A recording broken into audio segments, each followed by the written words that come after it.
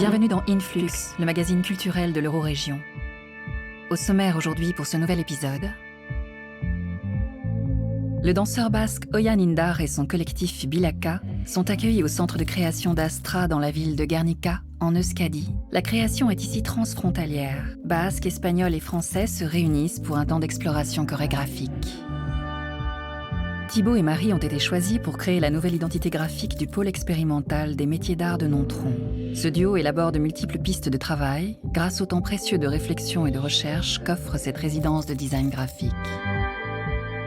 L'artiviste Iranzu Leque propose une création dans les jardins des Sentidos à Noain, en Navarre. Pour cette installation sociale et collective, Iranzu construit une immense empreinte digitale multicolore grâce à la participation créative de milliers d'enfants. Invitée par Scène de Territoire à Bressuire, la metteuse en scène Émilie Leborgne amorce son nouveau projet autour du personnage de James Bond. La créatrice compose une scénographie en plusieurs dimensions pour donner à voir les différentes facettes de l'espion le plus célèbre du monde. Influx découvre le projet transfrontalier Guernica en compagnie du danseur basque Oian Indar en Euskadi.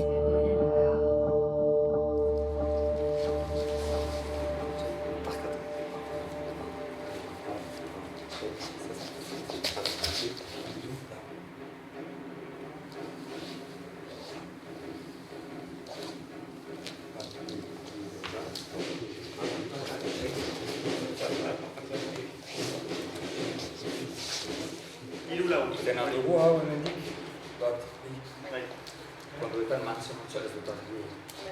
Gero behar da, zu bukatzen duzularik ez zitela gibela. Segitzen duzu gibelatzen pixkat. Eta horiek musikarik azkenean ez lau ekrem bost, eta polika gortzen duzien. Eta ez arrazonik. Azkenean, bost, sei, eta ez duzien, lau ekrem bost egin zurekin. Zurekin.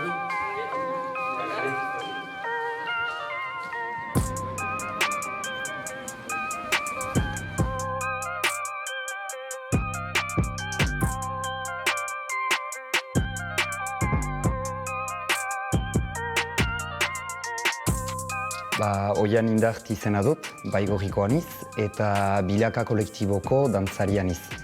Eta gaur Gernikara ginak gira, justuki gure ondoko proiektuari buruz aritzeko, Gernika deituko dena.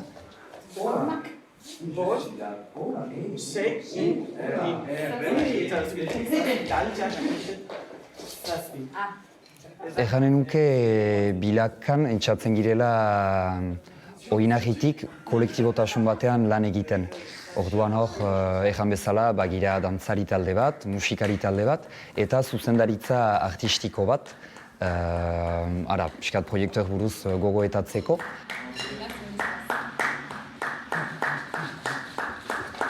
Donc ça serait bien si on arrive à être ensemble. Ouais. Donc peut-être garde un œil aussi. Ouais. Gaur etorri gira, beraz, Bilaka kolektiboko bai dantzari, bai musikariak, eta gina gira lagundurik musikari batekin, Stefan Garren, hau eszena nazionalarekin dugun elkarlan bati esker gehitu da proiektu honetara, eta biztan da gure koreografoa, Martin Arriag, hau Biarritz Malanden baleteko artista asoziatua da, eta berak ere manen du proiektu hau gurekin batera. Beraz, talde osoa etorriak gira gaur Gernikara, proiektuaren abiapuntu bezala.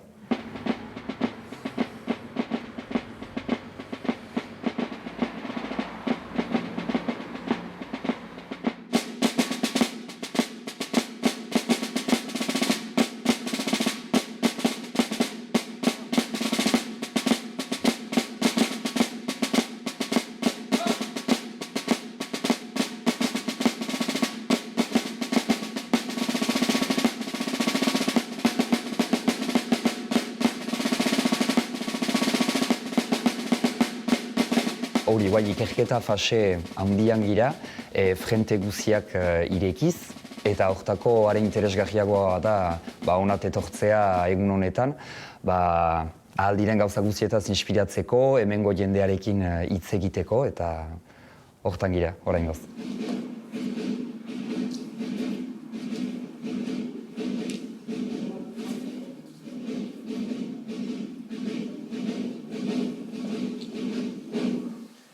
pense qu'avant de bouger, il faut que tu le regardes. Tac. Oui, comme... Pourquoi t'as fait ça?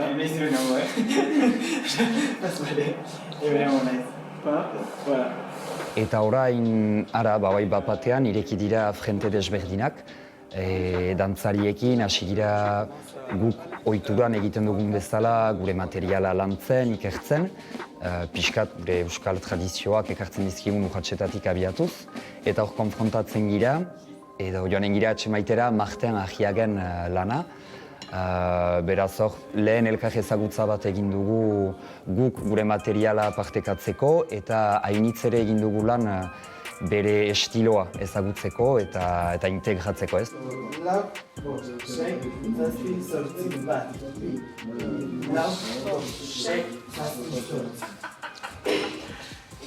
Quand vous remontez, allez pas trop loin. Arthur. Bilakako kolektiboan, jatorrian etorkizuna kontzeptuak izan zena, ja helburua zen, Ipar Euskal Herri mailan, elkartzea hiru probintzietatik motibatua ziren gazteak, euskal dantzaren teknika eta lantzeko eta proiektuak sorkuntzak montatzeko.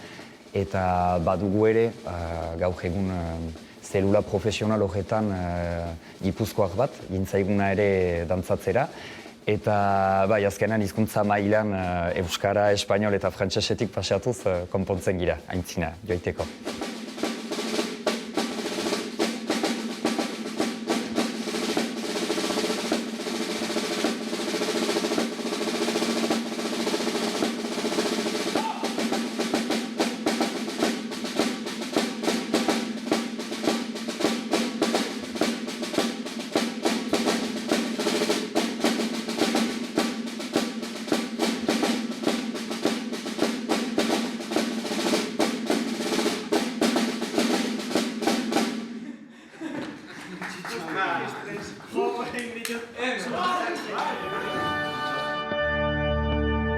Dans la ville de Nontron, Influx se connecte à l'identité cime de Thibaut Dumien et Marie Brochier.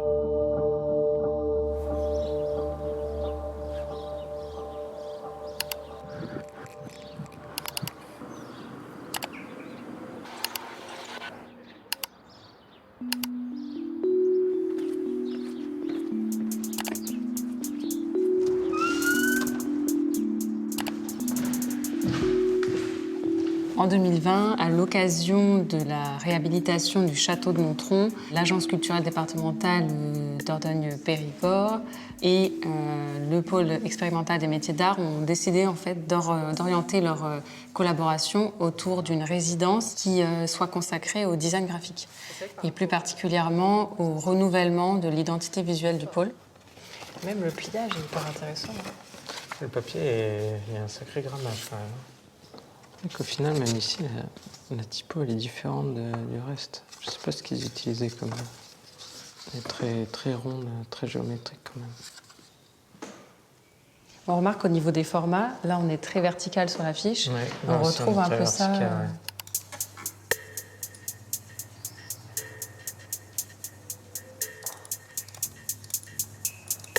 On a très vite remarqué une synergie entre nos deux profils. On avait cette capacité à bien s'entendre en fait dans le cadre de la création. Parfois, on peut composer une piste chacun, ou parfois on les compose vraiment à quatre mains. Donc, je pense que c'est ça qui intuitivement nous a amenés à la création du studio. Ça s'est fait de manière assez naturelle finalement. Ouais, plutôt naturel. Et Sim, c'était cette volonté de pouvoir côtoyer plusieurs horizons et avoir ce point de vue comme lorsqu'on arrive au sein de la cime d'une montagne ou quelque chose comme ça, et de pouvoir contempler en fait le champ des possibles et les différentes routes, c'est un peu s'élever et prendre de la hauteur.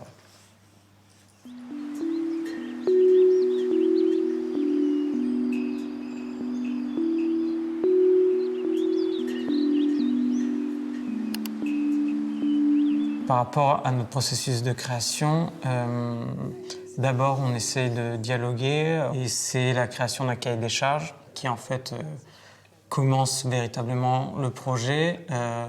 Donc, dans un premier temps, on discute, on crée des mood boards, on essaye de se fixer 3 grands axes, généralement, de proposer vraiment des choses assez variées Et le but étant, à la fin, d'arriver à une piste qu'ils ont choisie, de développer tout l'ensemble de l'univers graphique derrière. En fait, les mots-clés qu'on se donne au départ dans le cahier des charges, souvent, en fait, déterminent assez naturellement des pistes distinctes. Donc, on va mettre peut-être plus l'accent sur la puissance pour une piste, plus l'accent sur l'ouverture sur une autre. Et au fur et à mesure des échanges, en fonction des présentations, on va ouvrir le champ des possibles, après resserrer en fonction des choix. Et ça fait un petit peu des vagues comme ça jusqu'à arriver en fait aux dernières propositions pour affiner les derniers détails. Et sur ce logo, on est plutôt sur la possibilité d'associer une typographie avec un signe.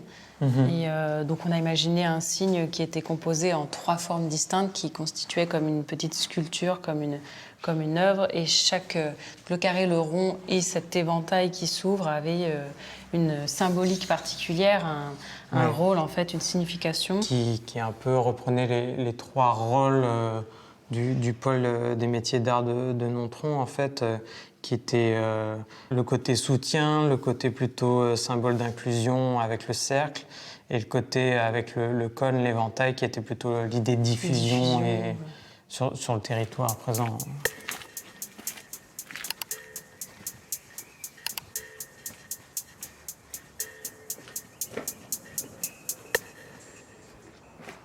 Et au niveau des formes, en fait, lors de notre premier séjour, on a fait beaucoup de prises de vue photos pour que ce soit de Nontron, du château et aussi de la boutique. Et ça nous a inspiré, par exemple, la bibliothèque de forme. Voilà, on s'est inspiré en fait de plein de matières différentes pour les recomposer et d'avoir ce rassemblement de production dans la boutique, ça a été très intéressant.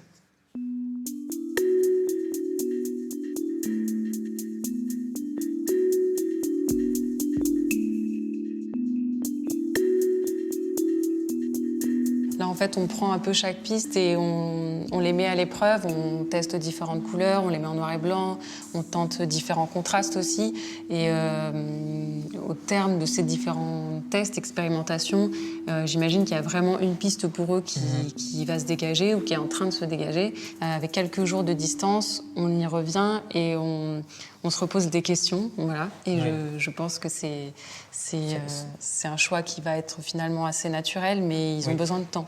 Oui, il y a un besoin de temps.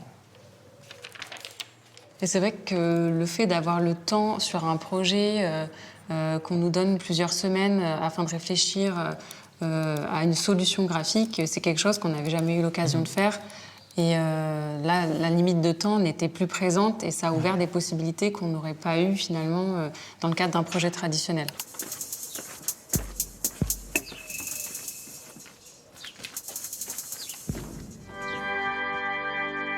Influx poursuit sa route en Navarre avec l'artiviste Iranzu Leque.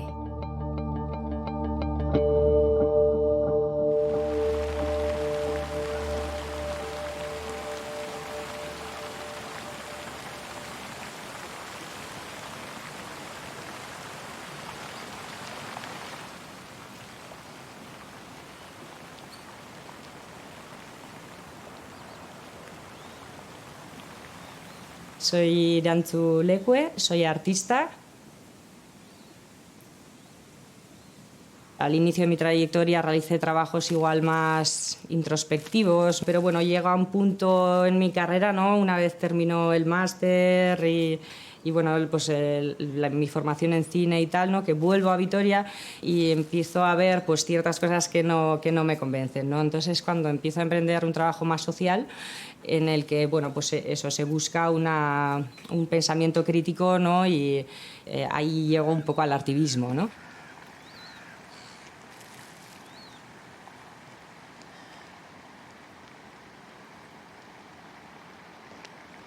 Pues el artivismo es la unión, ¿no? De activismo a través del arte, ¿no?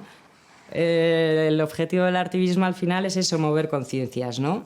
Plantear una situación y bueno, que la gente pues reflexione en torno al tema, ¿no? Y sea igual más consciente, ¿no? de algo que ocurre, ¿no?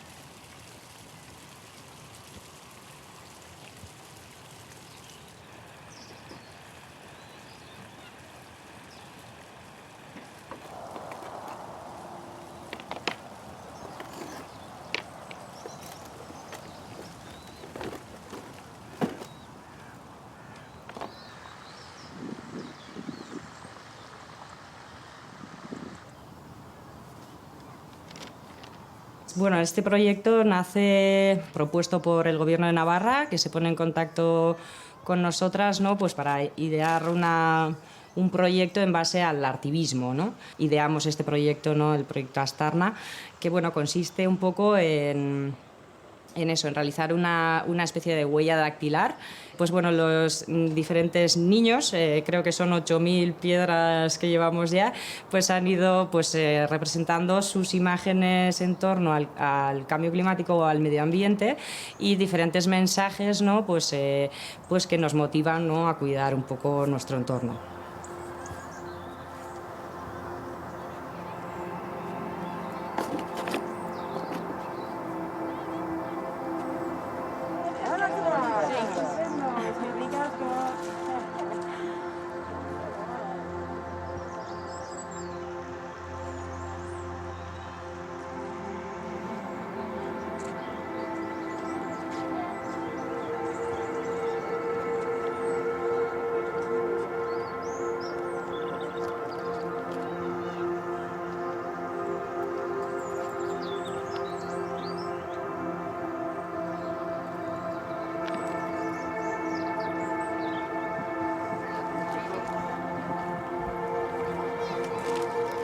El proyecto inicia también, sobre todo por los niños, ¿no? Porque los niños son el futuro. O sea, no quiero que mi mensaje les cohiba a ellos, ¿no? O sea, yo de inicio les lancé un montón de preguntas, ¿no?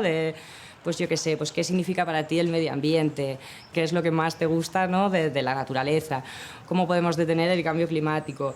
Pero me parece interesante eso, darles esa apertura, ¿no? de pensamiento, ¿no? y que ellos mismos sean los que son críticos, ¿no? con lo que sucede a su alrededor, ¿no? Y no aprender un mensaje ya dicho, sino que ellos sean constructores de sus propias mentes, ¿no?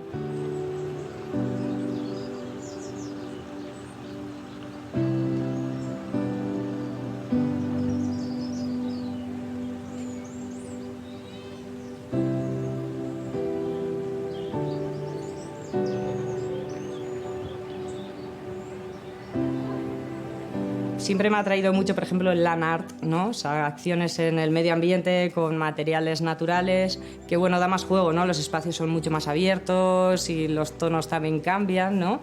Es mucho más orgánico todo. Este proyecto va un poco en esa línea, ¿no? Y me gustaría potenciarlo más, o sea, desarrollar más acciones eso en el medio natural.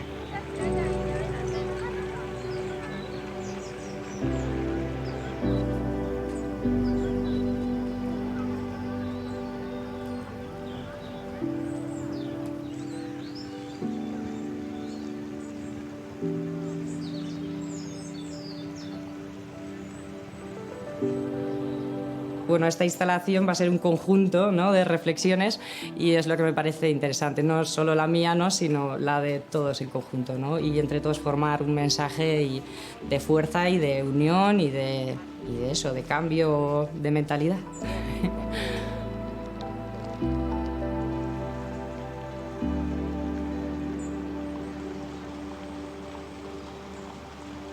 Sí, el objetivo sería cambiar la sociedad, ¿no? Lo que pasa es que, bueno, pues a ver si nos implicamos todos, ¿no?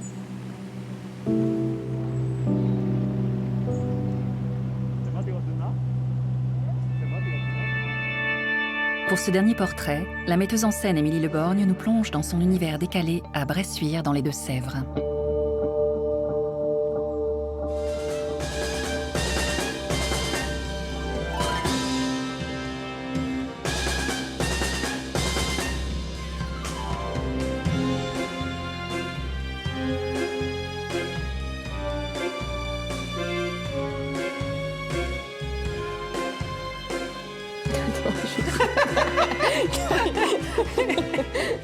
On est au tout début du travail. Et là, on est à la fin d'une première semaine de travail au plateau, où là, on a essayé de confronter les textes à la scène. On a invité un premier comédien, Mathieu Sino, à venir nous rejoindre là en cette fin de semaine pour expérimenter avec lui des choses au plateau.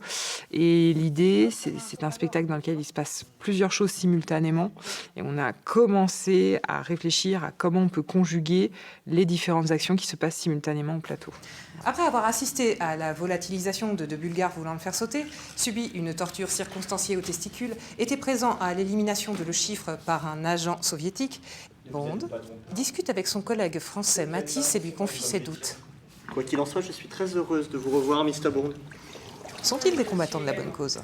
J'avais vraiment l'impression que vous étiez des objets, et moi je circule et je parle. Ce projet de spectacle, il a été déclenché par la lecture d'un texte d'Umberto Eco qui s'appelle James Bond, une combinatoire narrative. Et donc j'avais envie de construire un spectacle dans lequel on puisse regarder des fragments de l'œuvre de Fleming, entendre la parole d'Eco sur ces fragments, dans un dispositif dans lequel le spectateur choisit en fait. S'il regarde d'abord l'œuvre de divertissement, au premier degré, ou s'il en écoute la critique, voir s'il regarde tout ça d'encore un peu plus loin. L'idée serait de recourir à des casques audio sur lesquels on a 4 canaux et donc les spectateurs choisissent ce qu'ils écoutent au plateau. Privation, nature exceptionnelle, mesure, perversion, candeur. Je trouve qu'en tant que spectateur, on choisit rarement. Attendez, je suis pas sur le bon canal. Mes expériences de spectatrice adorées, c'est quand il se passe plein de choses sur le plateau et qu'on est obligé de choisir ce qu'on regarde. Et j'adore avoir le sentiment de devoir me balader dans une œuvre, en fait. On va pas avoir d'accessoires énormément, on va pas avoir énormément d'éléments de décor. Mais par contre, j'avais envie d'aller dans quelque chose de très corporel, qui puisse incarner de façon très concrète et très organique en fait l'action, ce qui va faire aussi que quand on n'entend pas ce que disent les interprètes, quelque chose a vraiment lieu quoi, de façon très physique. Donc on est en train de chercher dans comment est-ce qu'on restitue des fois des scènes très psychologiques mais de façon corporelle. Et donc pour moi ça passait par le fait de convoquer de la matière. Donc, par exemple, il y a une scène dans Bon baiser de Russie où James Bond demande des informations à une agente russe. Ils sont sur le Bosphore, sur un bateau. Là, on a travaillé avec un ventilateur qui donne vraiment l'illusion qu'on est sur un bateau. James, il faut partir vite, on nous espionne. Étant donné les règles Cet communicatives agent des qu'on a vu groupes d'opposition, se Une déroule. enfant. Et puis, les comédiens sont dans le vent également, donc ça leur donne des choses. Et corporellement, ça induit des choses plus particulières, singulières.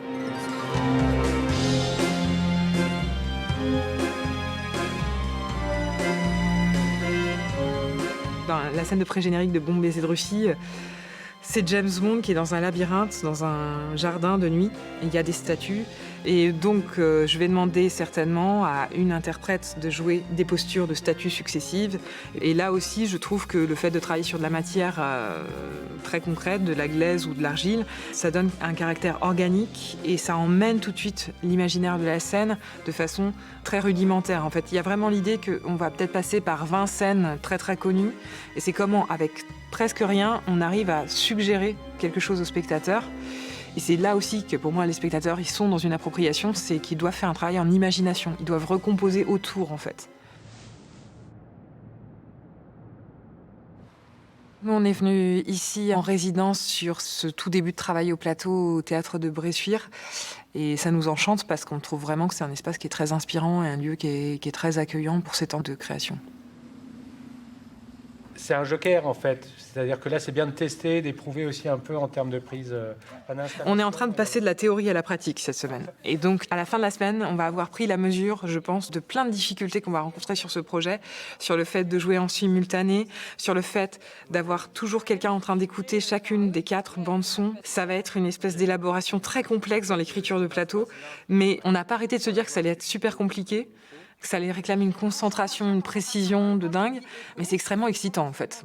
Et j'intègre la perche à un moment donné. Je sais pas trop comment, mais je vais voir. C'est moi qui suis force de proposition à la base, et c'est moi qui dois diriger au sens où c'est moi qui choisis, mais je trouve essentiel ces moments où on discute tous ensemble de tous les possibles. On va essayer d'intégrer aussi le fait qu'il se soigne le pied. Le dispositif avec les casques, c'est moi qui l'ai proposé à l'équipe. Mais après, il y a Michael, qui est ingénieur du son, qui va lui rendre tout ça possible, qui va être force de proposition sur quel type de micro utiliser, enfin ce qui va avoir une incidence sur l'esthétique du spectacle absolument fondamentale. Il y a Elix qui va porter un regard critique sur ce que je propose et qui va être le regard extérieur quand je serai au plateau. Il n'y a pas encore de contraintes, il n'y a pas encore de... Il faut que le spectacle fasse tant de temps, il faut que le décor tienne dans un camion. Pour le moment, on fait ce qu'on veut. Si on ne se donne pas la liberté de tous échanger et de faire ce qu'on veut à ce moment-là, pour moi, c'est ça la création, en fait. C'est ce moment d'émulation, quoi.